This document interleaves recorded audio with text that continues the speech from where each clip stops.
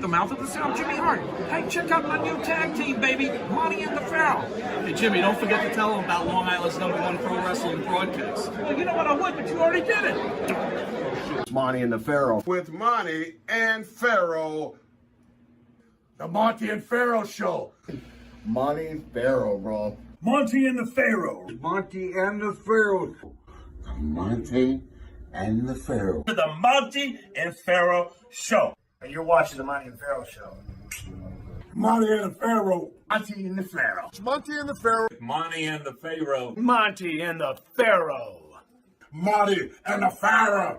Monte and the Pharaoh. Monte and Pharaoh. It's Monte and the Pharaoh. And Monte and the Pharaoh. Oh, is it Monte and the Pharaoh? Monte and Pharaoh. The Monte and the Pharaoh Show. Monte and the Pharaoh. To the Monte and the Pharaoh Show. And it's Monte and the Pharaoh, baby. Monte and the Pharaoh. With Monte and the Pharaoh. Monte and the Pharaoh. Oh, what a run. Monte and the Pharaoh. Monte and the Pharaoh. Hey, cut the fucking music. When you want the best in professional wrestling, Long Island, there's only one place you're going to get it, right here. Monte and the Pharaoh. Now, that's not just the coolest, and that's not just the best. That, my friends, is just incredible. You've got the future Hall of Famer, that rocker, Marty Jannetty, MJ in the house, and I'm sitting here with two more future Hall of Famers, Monte and the Pharaoh. We're doing that stuff and we gonna rock it. Monte and the Pharaoh. Duh.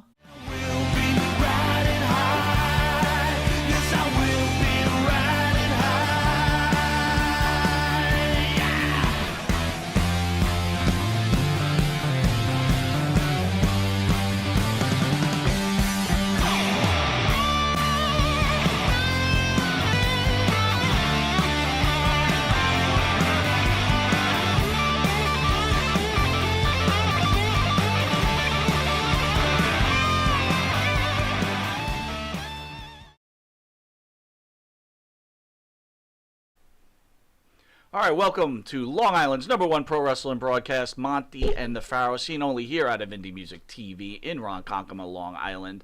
A special Saturday edition with a very special guest, but first I want to welcome Matt back for a second show, brother. How are you? Great as always. How'd you like that demolition interview? I thought it was pretty good. Yeah? Yeah. How about you, guys Pharaoh? had a good I back loved and it. forth going on. Would you Didn't rather follow the demolition script makeup at or no all. makeup? Makeup or no makeup, Yeah. I'm cool either way. I thought I would mark out for the makeup, but it was great to have them either way. And what'd you think, Matt? Without the makeup? Yeah. Well, they weren't wearing it. Did you? Yeah. Had you wished they had? What I- did he say? I have no idea. Anyway, it's been a long You day. guys didn't follow the script at all. Well, and it's been a long day, and at the dais That's great. is one of the greatest wrestlers of all time, Mr. Nikita Koloff. Nikita, thank you for joining us, sir. I appreciate you being here. I appreciate the invite here into the Big Apple, and I'm listening to your conversation, and I just want to bring a little clarity here to my knowledge. I don't know if Action Smash corrected you or not, but those guys don't wear makeup; they wear face paint. Oh, Just that's for the record. that is Okay. true. That You know Okay. what? Thank you for correcting me. So wait a minute. Does that mean Kiss wears face paint instead of makeup? Yeah. Oh, sorry, Gene Simmons. I was gonna say, yeah. Hey, maybe some of the rock and rollers wore makeup, but Okay. but the demolition, face paint. So what'd you think of that movie when you first came to New York? Dude, where's my car? Say that again. Yeah, sorry. He's referring to is our first introduction, Nikita Koloff meeting Monte and the Pharaoh. We picked up Nikita out of the airport, and of course, in Monte and the Pharaoh fashion, we couldn't find our car. What were your thoughts, Nikita? What was going through your head? That was great. We did wander the parking lot. He thinks for we're a idiots. while, Hey. until we got some assistance. Right. I mean, Right. you know, blessed are the flexible, for they will not break. And I figured eventually your car's going to turn up somewhere at some point. Right. At some time. And it wasn't stolen. It was only a matter of time. Right. Yeah, I was pretty confident it wasn't stolen. Yeah, I was wondering. And You were thinking it was well, stolen. you wound up going up to the wrong floor. I'm like, we're not on that floor. And you're like, hit the No, keys, yeah, you see nailed if it it. makes noise. He's like, we're on the third level. You were right. Yeah, You're on well. the third Wait a minute. level. With all due respect, the guy who was leading me like a sheep, okay, told me we were on the wrong level. So I followed him like a sheep to the next level. Well, let's back up. We actually couldn't find the parking deck to start with. So let's Okay, fair not enough. only did we lose the car, we also lost the parking. What about when we walked to the ramp and there was nothing left but street? That was great. I was like, I think we went to the Yeah, that would be my point. But I didn't realize we were talking about the same dead end. Oh my God, how many dead ends did we hit finding this car? But then once we found the parking Oh, lot, it was great. we had a little challenge locating the car. Wow. And then, But hey, we were. here. well, wait, it doesn't end with that. No. We have to stop to have something to eat. Right. And Super Agent Eric Sims Yeah. upsets the owner of the restaurant. Yeah. So we're having a great day. Yeah. That the restaurant owner says to The him, bathroom was closed. close the bathroom on him and says, please never return to my facility Yeah. again. Well, you know what? It all It's worked going up. itself out. Here we Oh are. yeah. And here we are. You're Nothing right. like effective prayer, I always say. Come on. Come on. Oh my God! Thank God. This is an answer to prayer. We found the car. This is true. We made it here. This is true. How are you handling the world now with Oui. COVID, all the politics going on and issues? What are the thoughts of Nikita Koloff? You know, I just have learned really just to roll with whatever whatever's coming at me from day to day. It was interesting several months because of what I do, travel. Main thing I do, I'm here this weekend with you guys, hanging out, meeting wrestling fans, signing autographs. I'll still, occasionally do that from time to time. I enjoy doing that. I love meeting the fans, hearing their stories.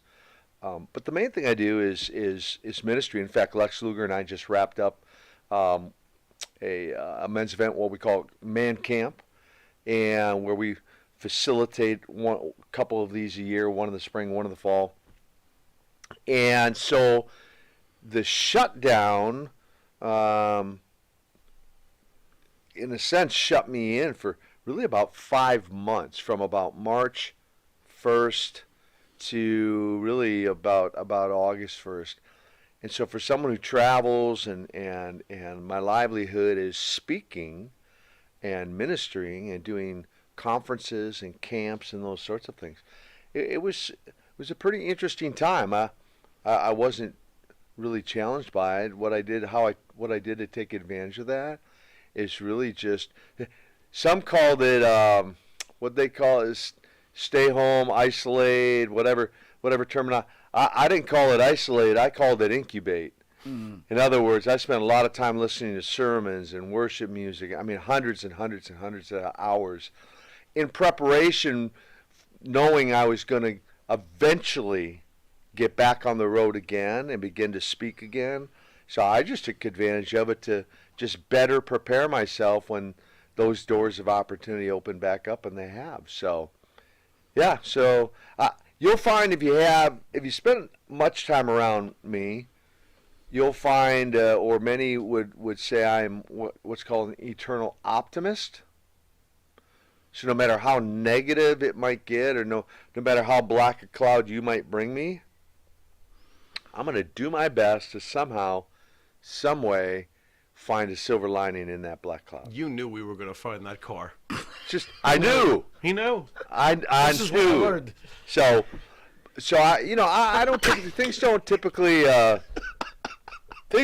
get me down, and including all this crazy stuff going on around us right now. Well, I was thinking about you during the signing.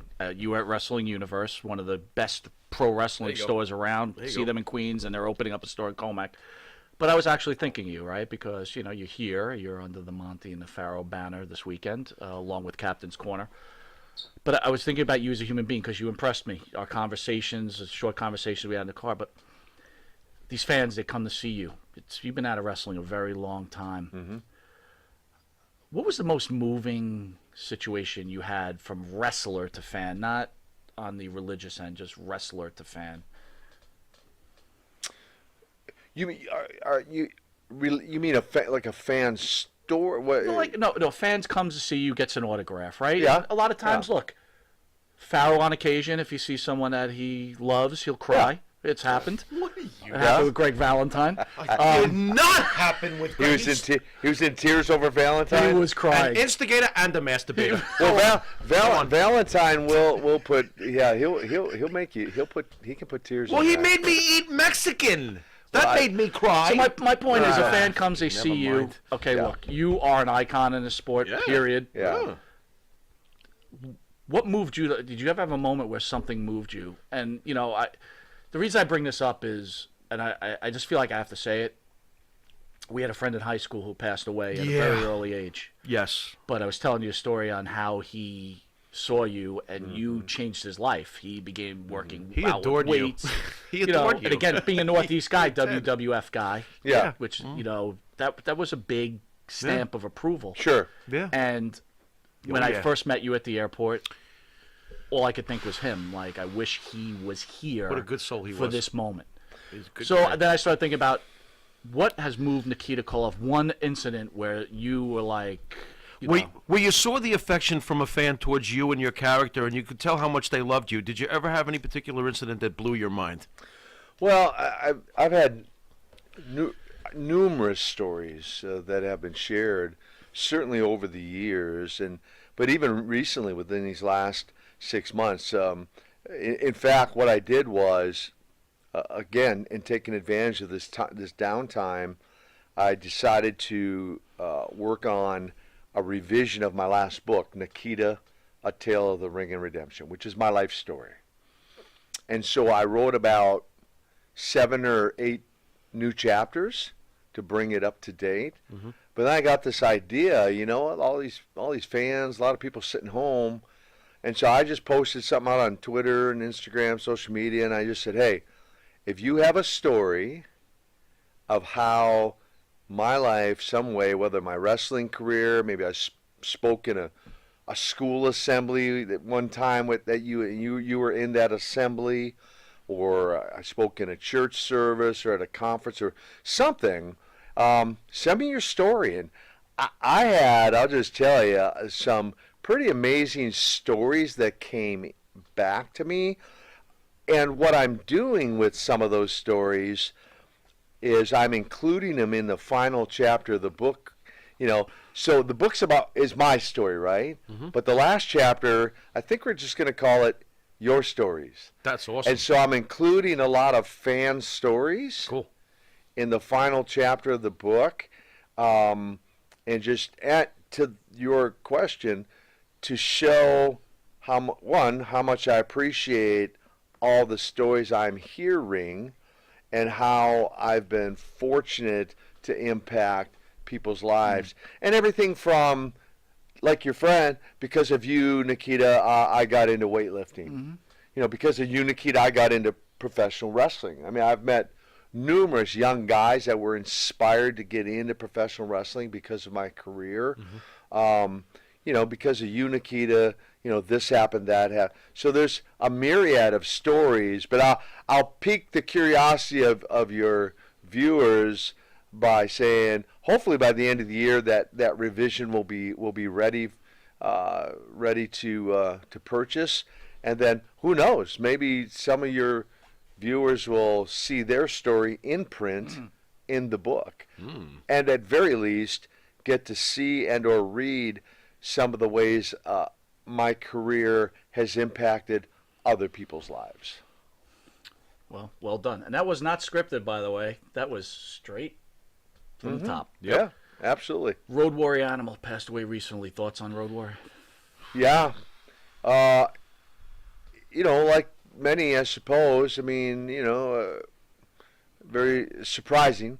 His wife had reached out to me just about 10, 12 days prior, I think a couple weeks prior to that, just randomly, and said, hey, Joe's 60th birthday's coming up. I'd like to surprise him. Would you shoot me a video, happy birthday video to him? And, of course, I mean, Joe and I go back to 1978.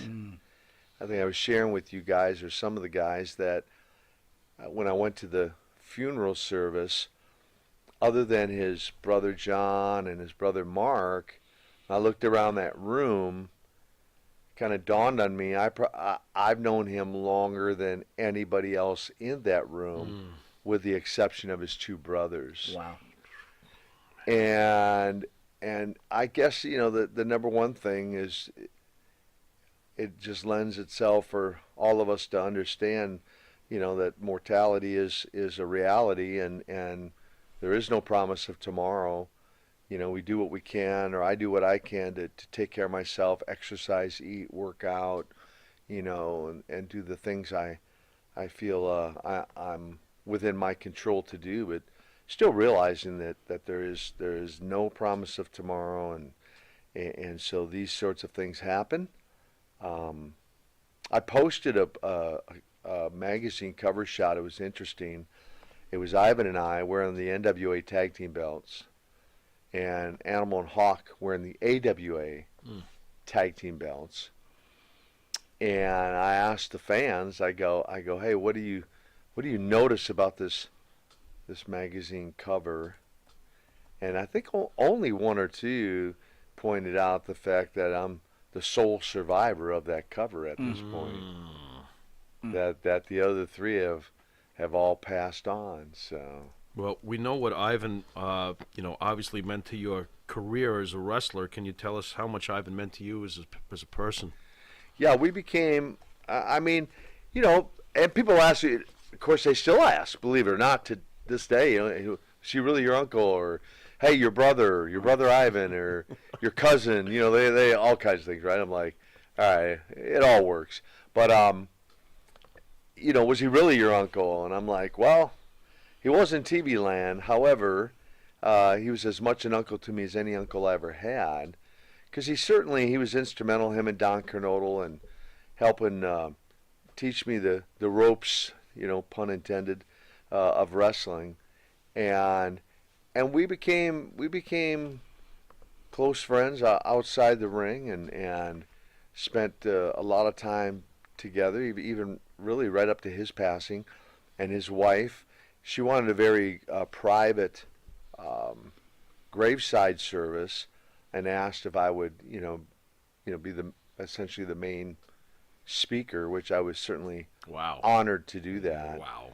And there might have been, I don't know, I think she invited maybe 25 people, not many. So just those who were really close, family, and then friends who were really close. And so it was quite an honor, and again, nothing but just incredible thoughts when I think about Ivan and all that he accomplished, certainly inside the wrestling ring, but even what he did with his life post wrestling.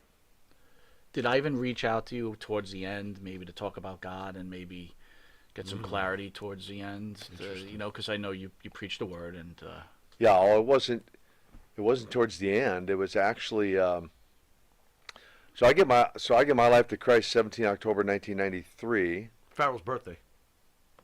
Your birthday. I have to throw that in. Your birthday. We share birthdays. There you go. And and so there you go. And then there we go. And then I was in 1995. I got connected with an evangelist out of South Africa, and began to really just be mentored by him, and I felt impressed to call Ivan and invite him. This evangelist was doing revival services in North Carolina, and so I reached out to Ivan. I remember I reached out to him on a Monday, and I knew that the evangelist was going to be there all week, and just invited Ivan. I didn't know he was at the service until the end of the service, when the evangelist gave what somebody knows as an altar call, and there was Ivan standing at the altar, really, surrendering his life to Jesus. That was really? 1995. Okay. And it was the real deal. And by that I mean, prior to that, Ivan, by his own admission, and even in books and videos, would admit that he had drug addictions, tobacco addiction. I mean, he was a big chewer. He drank a lot of alcohol, ran around a lot or whatever. But you know what? On that night, kind of like those who are familiar with the Bible, is the Saul in the Bible who had a road to Damascus experience and had a real life-changing transformation. Yep. That was Ivan's story. I mean, he went literally that night. It was like the slate was wiped clean, and from that point on, he never, by his choosing, he never had another drop of alcohol, another pinch of tobacco, didn't take another drug. I mean, cleaned his whole life out. Went on to become an ordained minister. What made you invite him? Just why? What made you invite him? Had he been asking about things like faith? No. I just felt really just felt the Lord impress it upon my heart, like you need to call Ivan and invite him. And part of the inspiration is in having traveled with him on the road. Okay. And knowing, if you want to say, his lifestyle. Okay. And the things that he was doing, like the things I just mentioned. Yeah. I just, in my heart of hearts, I was like, I need to call Ivan and invite him. I didn't know that he would come. I really didn't even think he would come. But if you've ever heard his testimony or his story about that, he'll tell you after I called him, just something in his heart said, I need to go. If it means that, if it means a lot to, he used to call me Nicky. He was one of the few who called me Nicky. Okay. And he said, if Nicky is going to take the time to invite me, then I need to go. And he said there was just this compelling draw inside of him to go. Right. And so that was 1995, and so all those years, like he used to do a lot of autograph signings and stuff, like the Walmarts for the Children's Miracle Network and everything. Anywhere and everywhere he went after that, like there'd be his 8x10s and there'd be his Bible, and he wouldn't necessarily bring it up, but if a fan came and brought it up, he would just open right up and just start sharing how Jesus changed his life and how much that Bible meant to him and just have conversations. So we were talking in the car also about your wrestling career and Ivan. And something that you said in passing through the conversation, we were talking about, God, if you only would have came to the World Wrestling Federation and Ivan could have came with you. But the one thing you said is you didn't think Ivan would have come. Why? Well, I don't know. It probably falls in line with the same question people ask me or comment on social media and other things as why isn't he in the Hall of Fame for the WWE? I don't know the answer to that. And my guess is whatever happened in the past, and there's got to be something, obviously something that happened that's kept him out of the Hall of Fame, Something whatever with that him and reason Vince. is. Yeah. That same reason probably would have prevented him from being invited back up there, back to the WWF. Did he ever share with you any problems with Vince McMahon Jr.? No, we never. I mean, we weren't talking about WWF, man. We were talking about NWA and Rock and Roll Express and Road Warriors, and we're looking at what's in front of us, not the competition. But as a wrestler, and now that there's only really one game in town, I know AEW is coming around and NWA Power is trying to do their thing there. Now wrestlers say New York was the pinnacle. When you got there, that's when you knew you made it. Is that what you felt, or did you not feel that at all? Didn't feel that at all. I mean, I'd say it was some pretty good competitive days between WWF and NWA, and once we started going head to head, like for example, I mean, I can clearly remember going to Philadelphia. They were at the Spectrum and we were at the Civic Center. We had 10,000 people. They had 10,000 people. Yep. I mean, head to head. We had one opportunity to go to Landover to the Cap Center over a 4th of July, and I want to say 87. I think July of 87. I'm almost positive it's July of 87, and the main event was the Superpowers and the Road Warriors against the Four Horsemen. And everyone was kind of surprised we got in there because Vince had a lock on a lot of lot of buildings. And so even to get in there, at that point he had to give the building permission for. And I the way I understand the story, he didn't think we were going to draw over that holiday or whatever. So he wanted to embarrass you, probably, right? Yeah. But we packed that place out with 23,000 people, and cursing. they never sat down for that 8-man tag match the whole entire time. I mean, and Dusty and I, as the Superpowers. I mean, anywhere we went for a couple years, once we formed the Superpowers, did basically sell out business. Combine that with the Road Warriors. Combine that with the Four Horsemen. Then I have to apologize to my partner here, because we're on the way to pick you up. We were having a conversation, and Who's going to apologize? I was talking about how Nikita Koloff, the heel, was one of the most incredible heels ever, and I felt that the face turn, even though it was necessary because the Cold War, was not beneficial to the character. It was awesome. He, on the other hand, said no, he was never hotter than when he was a face. Would you feel that the Pharaoh is correct? Well, I guess, dude. They loved you. Initially, people did love to hate me. That's true. I mean, I had six different matches where fans jumped the barricade and came after me. Attempted to get in the ring after me. A couple of them succeeded. Ivan and I had death threats, at the Jim Crockett office. Were you the fellow who got clocked with a spark plug in Puerto Rico or something like that, or was that somebody else? That's me. You. That's you. Yeah. Spark plug in Puerto Rico. Yeah, great. It's crazy. I just told that story. Luger and I just finished a man camp. We had a guy from Puerto Rico, and I just told that story of being hit in the arm with a spark plug. Cut my arm open. That's how much they love me in Puerto Rico. And so I will say this: I am thankful that I got to experience both sides. Yeah. Now the interesting thing is, I'll inject this part of the story. If Magnum TA hadn't had his accident, I get asked, would you have turned babyface?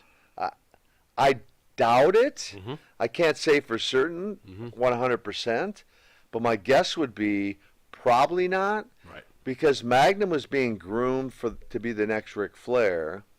He and I already had incredible chemistry, especially from the best of 7 with the U.S. belt. Mm-hmm.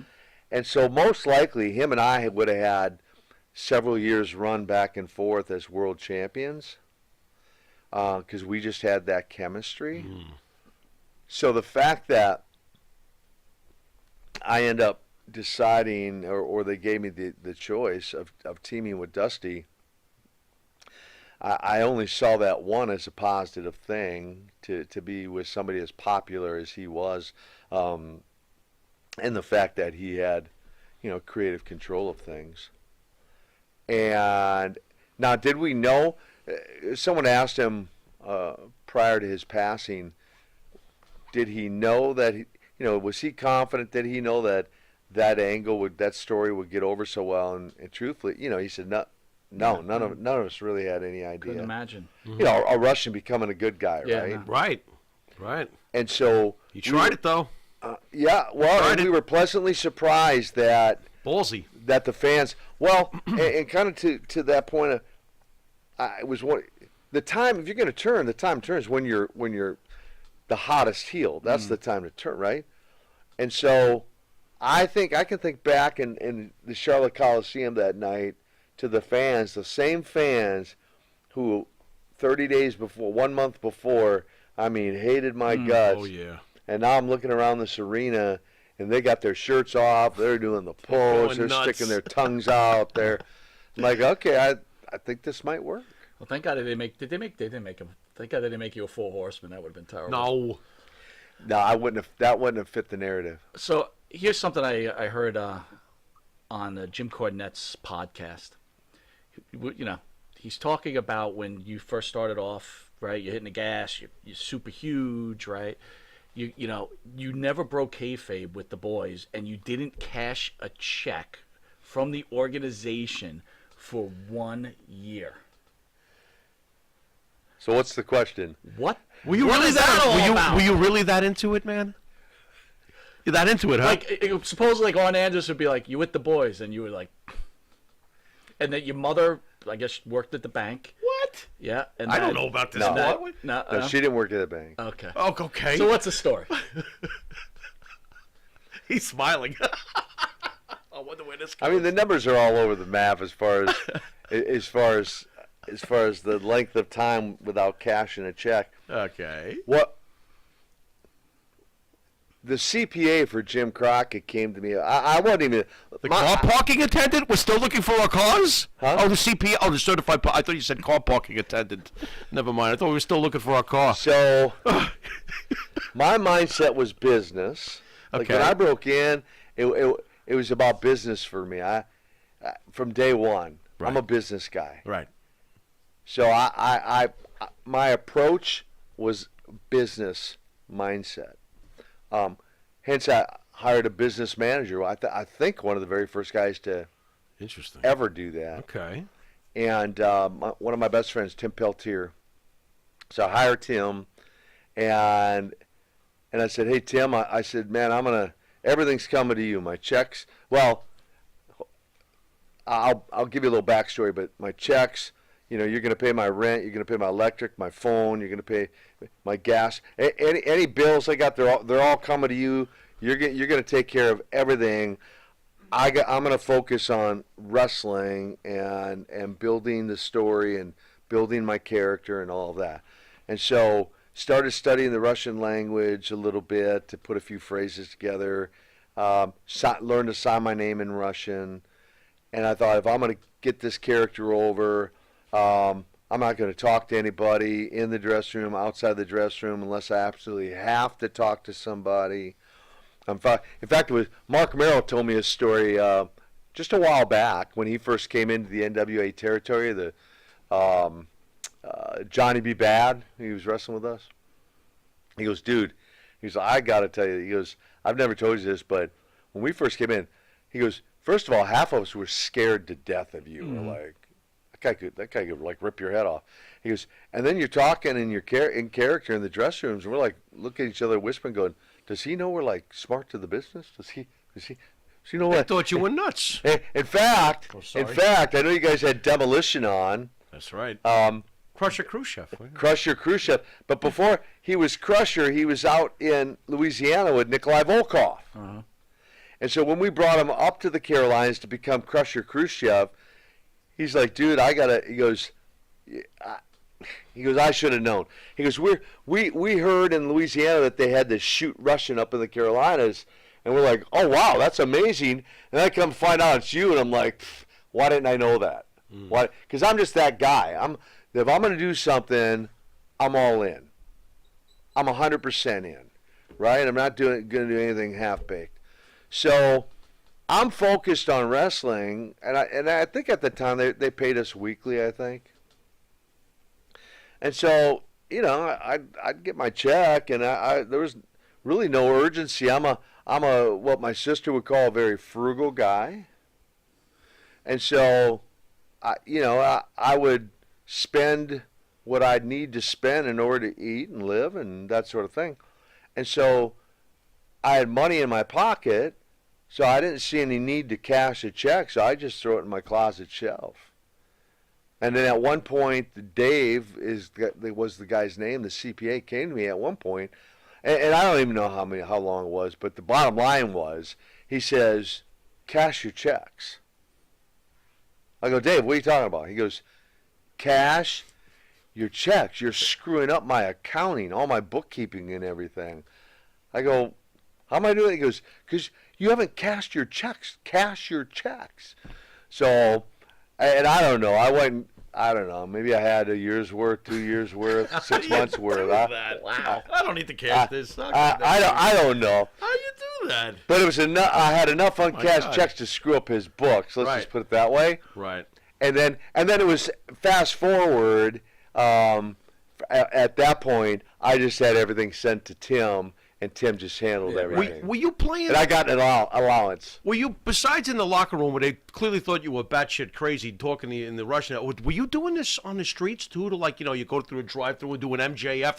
"I said a number 2, you stupid!" Well, I can't do the Russian. I wish you would. But were you taking it that far? Once I developed the accent, je t'aime. Give me that. What was that? I just almost heard it.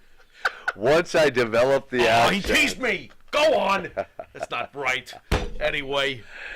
You always leave them hanging, wanting more. That was just a little whisker hair. Go on.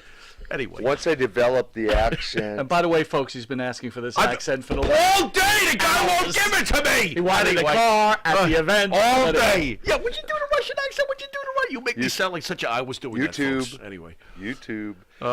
Dear God. Once I developed the accent, okay. Once I actually learned English, it started speaking. Again, I made the decision that I was going to live it anywhere in public. So anywhere in public would mean anywhere in public. Grocery store, would mean a movie theater, would mean a restaurant, an airplane. It would mean being pulled over by the cops. In fact, oh my God, what? I was telling this story the other day. What is he doing? So I screen test for Rocky 4. Yeah. Oh yeah, that's in here somewhere. That's in there. Go on. Yep, go ahead. Yeah, nice. So it's Dolph Lundgren and I out on the set with Stallone. And Kerry Von Erich, yeah? Yeah. It was between Dolph and Nikita. Kerry. Yeah, I'm not seeing Kerry's first question to me was, are there some lines we're supposed to like? I'm like, dude, you will lose. Cut. That's terrible. No, that was like, well, the odds of me getting this role just went up from 33% to 50%. Right. Oh, yeah, I think for higher. sure. Well, yeah, that's true. 50-50 now. Dolph was still in a damn room. Yeah, Kerry, go on. Kerry, thank you for not knowing your lines. You increased my odds at this point. Here's the point. With Sylvester Stallone or anyone else on that set, limousine drivers, I never broke character, even for the screen test. Wow. I just stayed in Nikita Koloff character for the screen test, including conversations with Stallone. Oh, boy. Off camera. Yo, he's nuts. Take Dolph. All right, now to your question, to answer your question, I never. 3 years after I left wrestling, I stayed in character. All right, so wait a minute. Ooh, you come home to your wife. Wow. You come home to your wife. Are you in character? That's not public. Huh? Yeah, no. That's not public. Right. He's in Okay, so what did I say? At home with family. Anything in private. In private. Right, was good. Anything in private. Now, when the older girls were little, yeah. Okay. I was in character around them because I didn't want them to go to school. They're in elementary school. Gotcha. And kids are going to go, is your dad really Russian? And they're kids. They're going to go, what are you talking about? Right, he speaks English, whatever. So I stayed in character for a while with them until I felt they were old enough to understand. Then why did you stay in character with the boys then? That wasn't public, right? You're in a plane. You're all hanging out, right? We're not always on private planes. We're on commercial planes. Okay. That's business, though. That's part of his character. Yeah, and in locker rooms, it's not always just the boys. Security would come in. Gotcha. Different people would come in. Yeah, sure. So mopping the floor. He's in there. And it wasn't 100% of the time. I was conscious of my surroundings. I understand. So, or if it was new guys that came, like Mark Merrill when he came, I'm like, I don't know how long this cat's gonna last. I don't know. All right, we got about 3 more minutes before we go to the auction. All right. I appreciate you coming in, Nikita. Pharaoh's going to hit you with one more question. Oh, sure. Why don't we ask you about the legendary Jim Crockett? Thoughts on Jim Crockett? Yeah, absolutely. I have thoughts on Jim. I'm grateful and thankful to the entire Crockett family for giving me my break. If it wasn't for Jim taking a chance on me, there wouldn't be a Nikita Koloff. And he believed in me. I find that I'm loyal sometimes to a fault. Okay. But I'm a loyal guy to people, and so I was loyal to Jim Crockett. I probably could have went to New York and made, who knows, 10 times, 100 times the amount of money.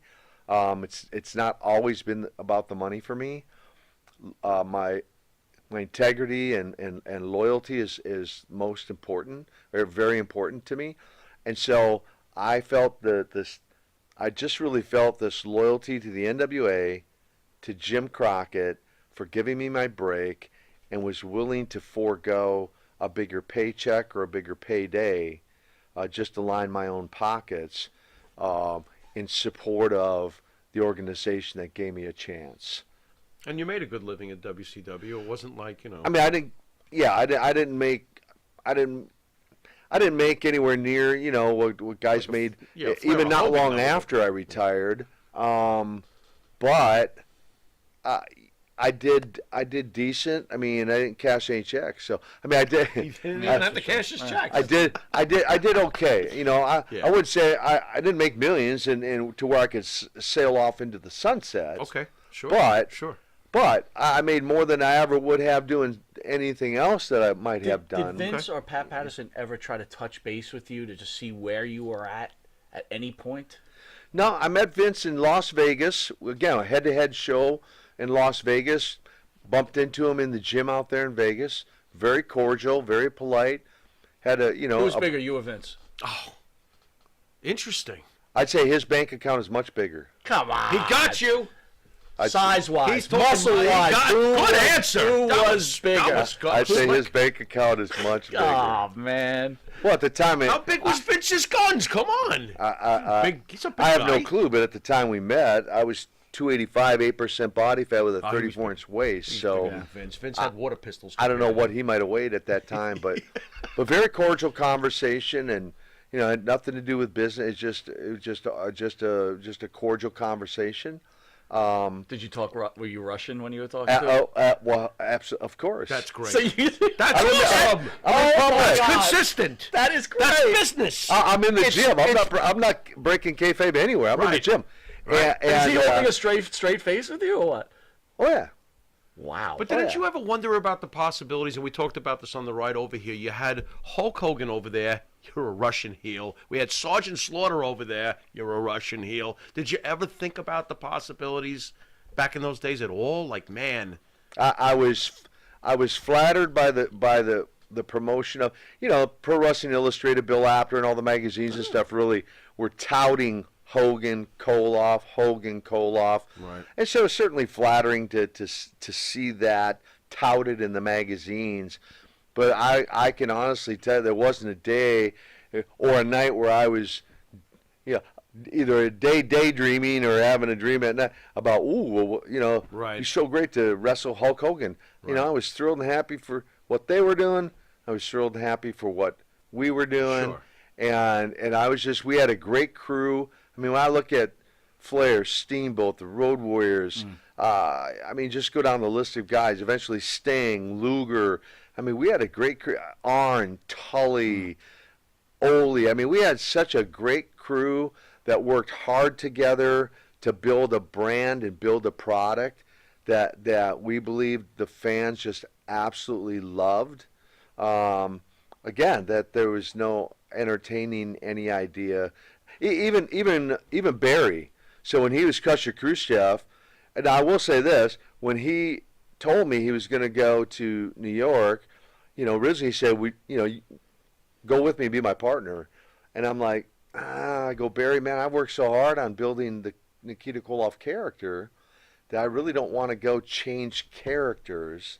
Kudos to you, and I'm sure, I know that'll work out. I'm sure it'll work out for you. You're a hard worker. But I'm Barry, I'm just not interested. That was, if there was any discussion, it was with Barry. The other part I was going to tell you when you asked if Pat Patterson or any of the rest of them called me, it was back in the days of answer machines, right? I guess I'd say this: either I missed the voicemail if they did try to reach out and contact, or they just never left a message. Right. So. Did you have Russian on your voice tape on your answer machine too? Probably. That's great. Real quick before we end the show, your Mount Rushmore of professional wrestlers. Ooh. Wow. You only got 4 faces to work with. Favorite. Mount Rushmore. Mount Rushmore. Four faces. You want me 4 guys I enjoyed working with, or what? Whoever you think is. Well, how about this? How about your definitive opinion of who the 4 faces that best represent pro wrestling should be on that Mount Rushmore? Jeez. If you had to pick 4. Jeez. Yeah, I know. 2 that. Okay, well. Go for it. Ric Flair, Ricky Steamboat, Animal, and Hawk. There you go. Nice. That's not so bad, man. That's not bad. Flair give you your favorite match of your career? I've read that in places. Any truth to that? You and Flair? I thoroughly enjoyed working with Rick. I say it all the time. He can make a broomstick look good. He made Nikita Koloff look good. He was one of the consummate professionals. I was fortunate to be in the ring with a lot of incredible guys. I mean, Dory Funk Jr., Blackjack Mulligan. In the Carolinas, legendary Johnny Weaver. I mean, Wahoo McDaniel. I mean, I was fortunate. Larry Zbyszko. There were so many guys. Rick Rude. I just go down the list of guys that helped, really were instrumental in helping build my character and building me into who I became. I didn't do it by myself. I still had to carry the ball, but a number of these guys were instrumental, and of course, obviously Dusty and then ultimately Jim Crockett again for giving me that ultimate break. I'll tell you what, as a viewer watching all those years ago, we had no clue you were new when you first came in. You ascended like a meteor, and you had one of the best damn runs I can remember. So thank you for coming on. With that, thank you for coming on. Stay Appreciate tuned it, for guys. Nikita Koloff on Captain's Corner. We're going to do a live auction. Nikita will be signing photos for fans and a whole bunch of other stuff. But by the way, catch Monte The Pharaoh on YouTube, Monte The Pharaoh page, Facebook Live, Monte The Pharaoh page, iHeartRadio, Spotify, Anchor, Channel 115 every Tuesday from 7 to 7:30. Nice. And every Saturday from 6 a.m. to 6:30. And Channel 20 on Friday at 2 in the morning, from 2 in the morning to 2:30. Once again, Nikita, thank you. And hope to see you soon. Guys, it's been a pleasure to be here with you. Thank you. And we'll try to find the car so we can get you out of here later. I hope Later. so.